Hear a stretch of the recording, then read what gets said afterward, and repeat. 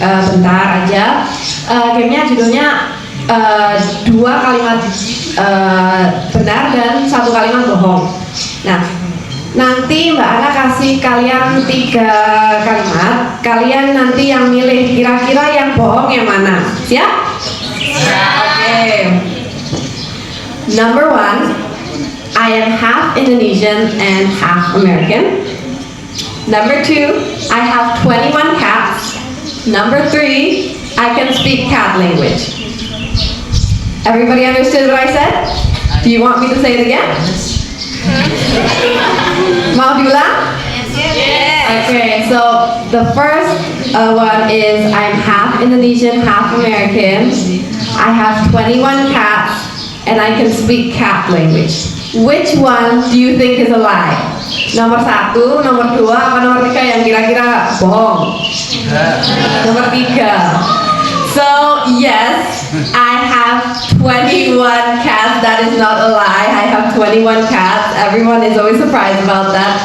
Kucingnya Mbak Ana 21, bukan 12, bukan 21 di rumah. Now, so I know it sounds unreal, but sometimes people also think that I'm crazy to have 21 cats, but my mom and I really, really love cats, so to be honest, we just really, really enjoy taking care of that many cats, and most of my cats are actually rescues, so we don't buy cats, we just find cats on the side of the road and take them home. So, now I want to have a little bit of a question for you as well. Raise your hand if you like cats. Angkat tangan kalau yang suka kucing. Hampir semua ya.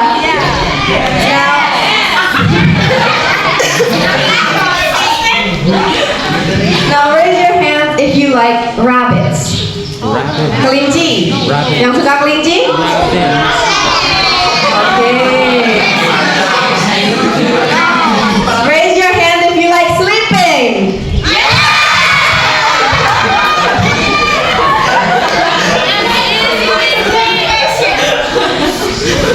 Okay. So, I know that everybody here is a really big fan of sleeping. Me too. Everybody here loves it. So, because we are talking about English today, I want to connect this idea, psychology, to language. Jadi kan kita di sini buat latihan bahasa Inggris. So Mbak Ana mau gabungin konsep psikologi ini dengan latihan bahasa Inggris kita hari ini. So now I know many students feel nervous when speaking English or any foreign language actually. So maybe they think my pronunciation is different, maybe they think my grammar is not understandable, or people will laugh at me. I know a lot of you are scared of that. Jadi Mbak Ana ngerti kalau di sini banyak dari kalian yang mungkin grogi atau takut mau latihan ke depan atau mau ngomong-ngomong sama teman kalian pakai bahasa Inggris. Tapi Mbak Ana juga gitu kok. Mbak Ana kan sekarang juga lagi belajar Spanish. Itu kalau ngomong sama guru sering grogi, sering takut. Ini bener apa enggak ya? But sometimes I also get stuck, and I know a lot of you have felt the same way before. Tapi tujuan bahasa itu kan komunikasi. Asal orang ini ngerti arti kita apa, nggak perlu sempurna. As long as we try, yang penting kita udah usaha, itu udah cukup banget. So, of course, we can still learn standard English. That is definitely important. Because standard English is useful for school, it's useful for university, it's useful for a lot of things. It's a universal language. But we should not feel ashamed if we make a mistake because we are still learning. Me too, I am still learning. Jadi bahasa Inggris menurutku nggak ada yang salah, adanya yang standard sama yang nggak standard, yang baku sama yang nggak baku. Yang penting orang itu paham kalian ngomong apa. It's okay, nggak apa-apa, bikin kesalahan itu nggak apa-apa, karena kita di sini semua itu juga belajar. So, I have a little suggestion for you guys. Instead of saying I cannot speak English, let's try saying I cannot speak English yet. That small yet is very, very important because that means we are still learning. Yet artinya belum. Jadi mulai sekarang kita dibiasakan untuk kalau namanya ditanya orang bisa bahasa Inggris atau enggak, kita jawabnya I cannot speak English yet, not I cannot speak English. Karena kita semua belajar, yet itu artinya belum. Jadi pasti ada waktunya kita bisa ngobrol dan bisa mahir ngobrol sama orang lain pakai bahasa Inggris. But that doesn't mean forever.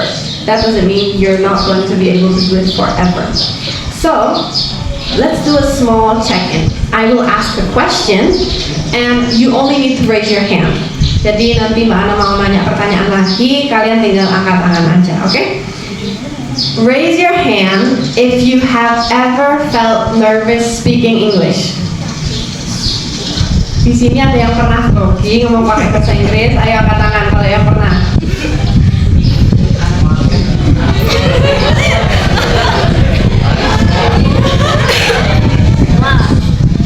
Okay, let me try asking the question again. I think a lot of you are still not focused yet. Okay, Mbak Ana tanya sekali lagi ya.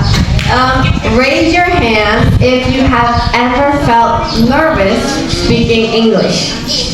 Yang grogi, yang pernah grogi ngomong pakai bahasa Inggris, angkat tangan, angkat tangan. Okay, so thank you.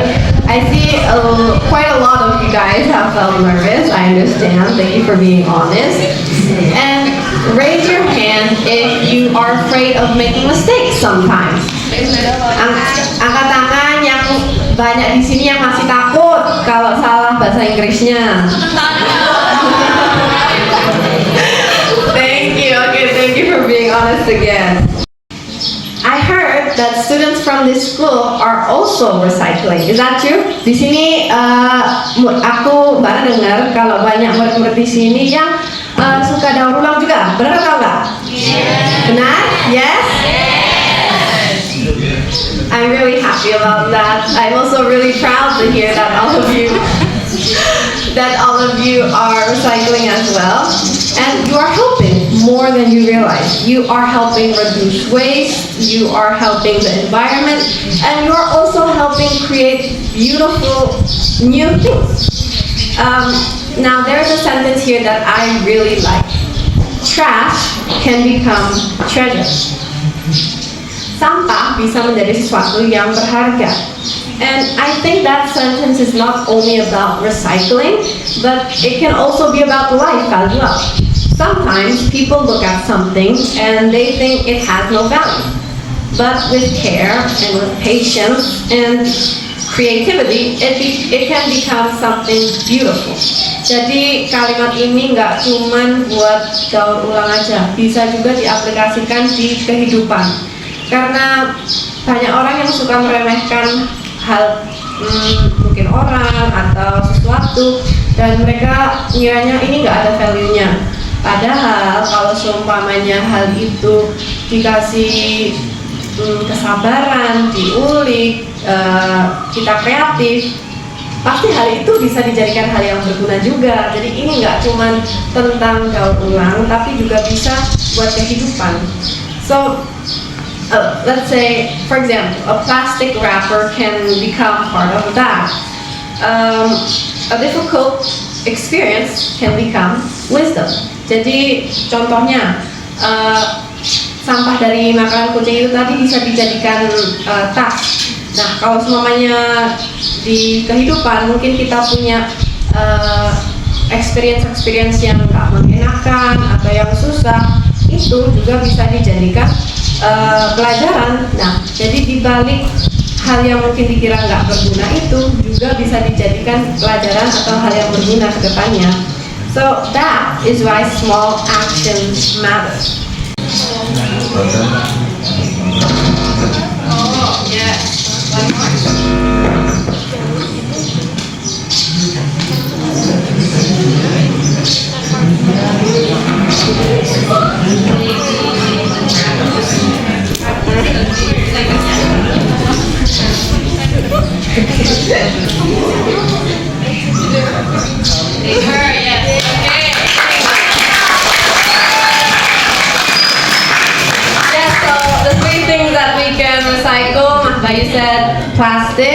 What was the second one? Oh, bottle. Also bottles, and also the last one was paper. So good job. Thank you. Okay, now the second question.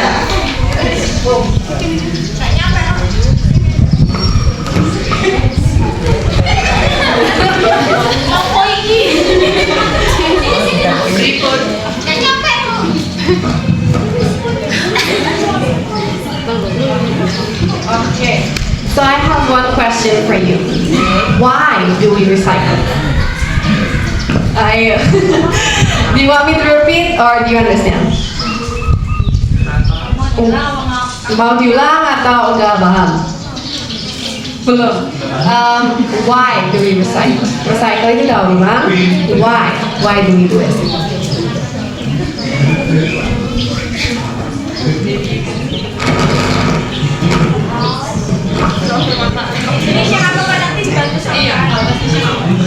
Agar bisa dimanfaatkan kembali supaya lebih berguna.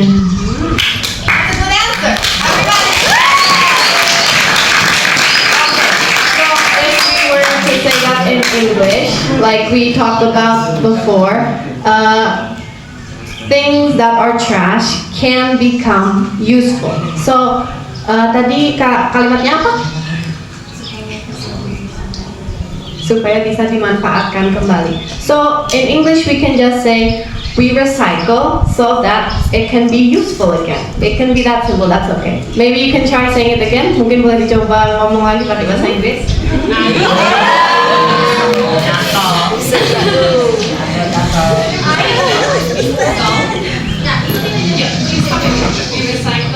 We recycle so It can be useful useful again. again. Thank you. Good job. Thank you for the participants.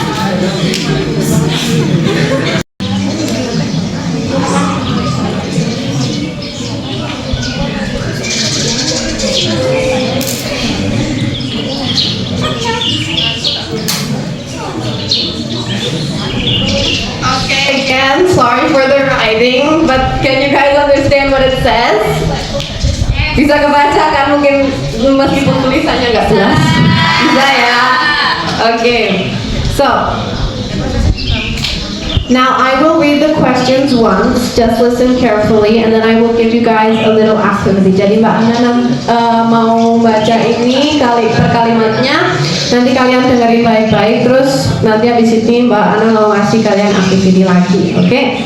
So, the first one is, what is your name? How do you feel today? What food do you like? What is your hobby? Kok dua? Sorry. What was it before? Or what? Sorry.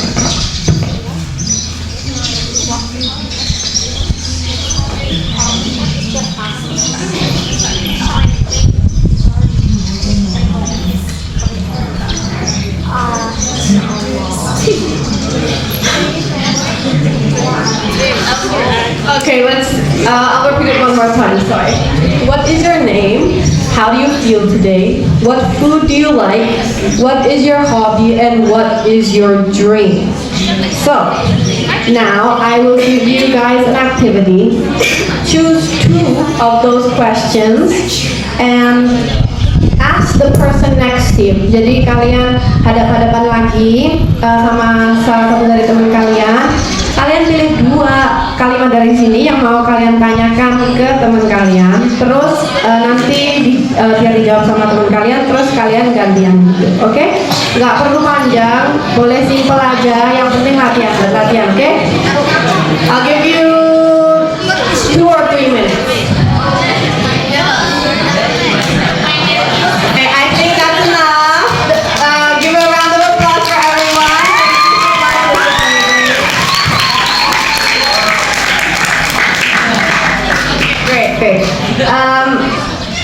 Now I want to continue with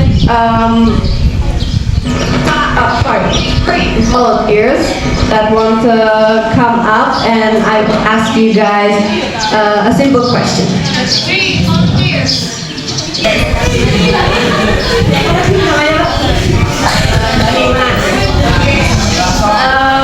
ask the question.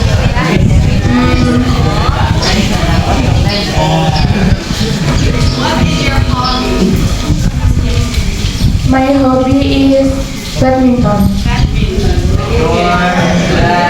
Who do you normally play badminton with? Biasanya main badminton sama siapa? With friends. Okay, so coba dibuat kalimat lagi ya. Okay, let's try making it a sentence again. So my hobby is playing badminton with my friends. Coba. My hobby is playing badminton with friends. Good job. Okay.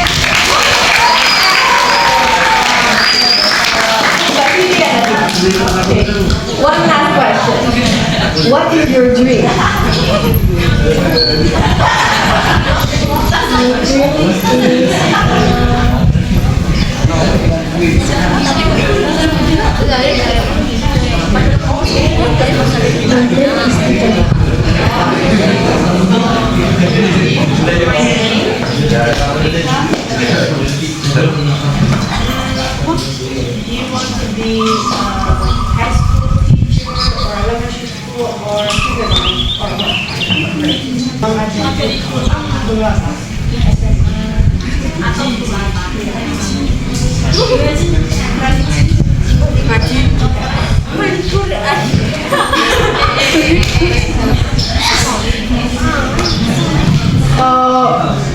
You want to be a social studies teacher in junior high school. So let's try. My dream is to become a social studies teacher.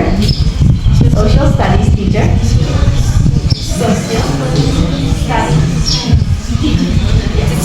In junior high school. Junior high school. Yes. Okay, let's try. my dream is become teacher. My dream is to become a teacher. Social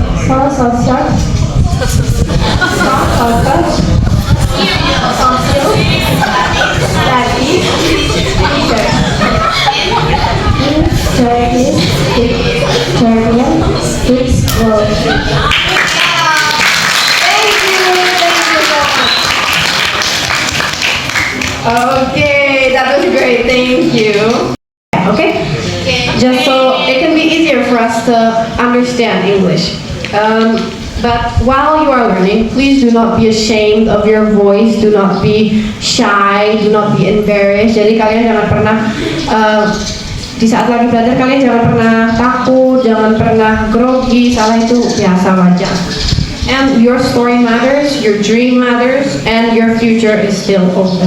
So, maybe today you can speak a little English, but every day you can practice and you can grow. Jadi mungkin hari ini kalian bisa bahasa Inggris sedikit, kedepannya dilatih terus bisa jadi bahasa Inggris yang mahir. So, I think that can be all today that I can give to you and all activities that I can prepare for you. Again, I want to thank you guys so much for inviting me today. It really is an honor. I had a great time. It was a great opportunity, and thank you so much. Thank you as well. And that will be all. Assalamualaikum warahmatullahi wabarakatuh.